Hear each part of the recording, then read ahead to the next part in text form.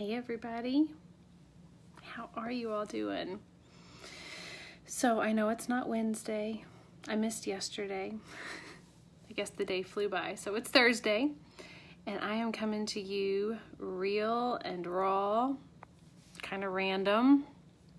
I'm coming to you with my no makeup face. Hey everybody. So I am just being me. This is a little bit spontaneous. I don't have notes. I didn't even put like a Valor roll-on before I came to help give me courage to come live without makeup in front of all of y'all.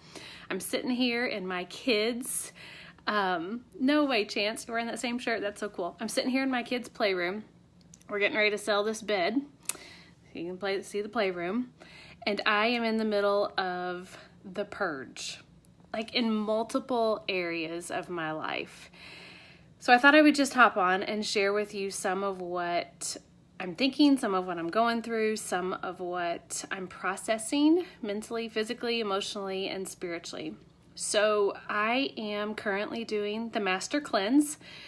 You guys know I talked about doing this cleanse back in the spring. I did it, completed 10 days of it. Incredible, difficult experience. You can research the Master Cleanse. I'm not going to teach you about it now, but basically it's 10 days without food. And there's a drink that I'm drinking that is very filling, and I'm satisfied. But it's a huge discipline and sacrifice to not be eating. And I am cleansing and intentionally purging my body of junk and toxins and buildup and waste and whatever else needs to come out. That is the goal of the Master Cleanse. Well, I also was feeling the need to purge my house. My house is driving me crazy. I thought this summer I would get to it and just really go through it and clean out junk and clutter and things we no longer need and use, simplify. It never happened this summer. Probably had something to do with the hours of canning and gardening that we were doing. But I knew I needed to do it. I just needed to. It was in my heart that I had to do it as I was doing this Master Cleanse. My house was becoming a source of stress for me, and I homeschool and I run a home-based business. And so everywhere I looked, there was stress, and it made me not want to be here. And then that's not very productive if you run a home-based business and you're homeschooling your kids. So I had to do something. And what better time as when I'm actually purging my body. I am reading the book 7 by Jen Hatmaker, which I'm on like the 3rd chapter already and loving it. She is a hilarious writer.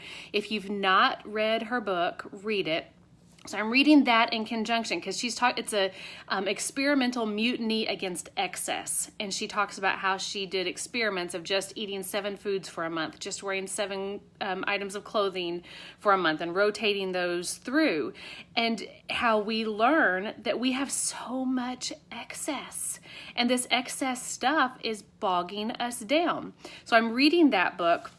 Spiritually, I am praying that God would cleanse me of anything that is impure, any part of self that is standing in the way. I mean, it's just an all-out purge. And it takes a lot of guts and a lot of courage, and it's painful and hard in every single one of the areas. But it's worth it. It is so worth it.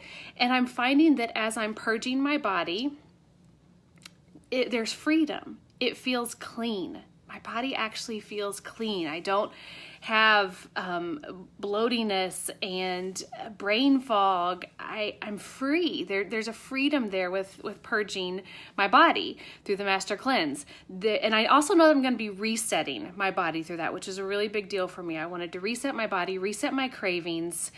I was living a normal life like we all do, but I realized I was getting stale. I was getting desensitized. I was getting full on things that were junk and were not feeding my temple. And I'm talking physically and spiritually and emotionally. So this is the purge. I don't know what else to call it except this is the purge season. Master Cleanse is supposed to last 10 to 14 days. And I've cleared my calendar for 2 weeks to purge my house as well. And I am finding it's like an opposite thing, right? So as we think the more we have, the more we acquire, the more stuff, the more things we can touch and feel, the fuller our closet, all of that, the more we have of that, the more fulfilled we'll be. And that's not just American culture, it's human nature, but I think we really have it bad here in America. We are so materialistic and so focused on the stuff, and it numbs who we really are.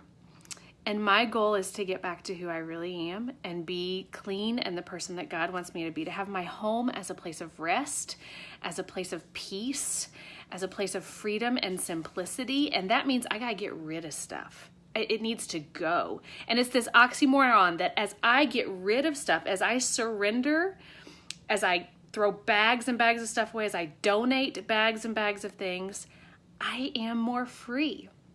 The lie is I can eat more to fulfill myself. I can acquire more to fulfill myself. I can do more to fulfill myself, and then I'll be free. It's a complete lie because we're all miserable right like that, right? We are only free as we surrender and as we cleanse and let God cleanse us and intentionally remove excess. So that's just where I am. It's not really a Wellness Wednesday, except it's huge. I guess it is part of my huge wellness story right now. It's where I am on my wellness journey. My goal is to be intentional and to not just let life happen to me. So I would challenge you, where are areas where you have excess, where you just need to get rid of some things, where you need to surrender to God, where you need to stop eating the sugar and the junk and cleanse your house and cleanse your schedule and cleanse your heart. What do you need to do that? Pray about it. Make it happen. It's worth it. It's a fight. It's painful. It's a sacrifice. But I'm telling you, the purge is worth it. So anyway, random thoughts for today. Hope you guys are encouraged. Would love to hear what you're up to today and maybe your thoughts on purging sometime. Okay, I'm going to get busy in my playroom again. Talk to y'all later. Bye-bye.